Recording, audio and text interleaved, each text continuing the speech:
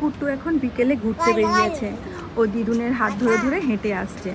ওকে আমি রোজই যখন বিকেলবেলা ঘুরতে নিয়ে যাই বাড়ি থেকে, তখন ও কি করে, দিদুনকে আগে ডাকে, দিদুনকেও ওর সাথে যেতে হয়।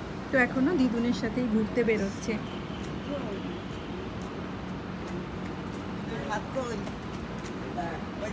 এই যে আমাদের বাড়ির সামনে দিয়েও অনেকখানি সেদিন ঘুরেছিল।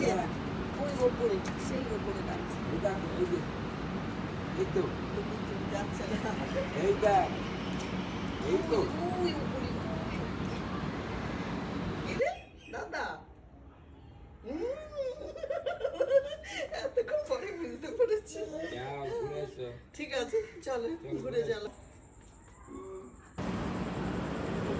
এই মন্দিরটার সামনে আসলে ও রেগুলার নমস্কার করে, তারপর আবার হেঁটে হেঁটে যায়।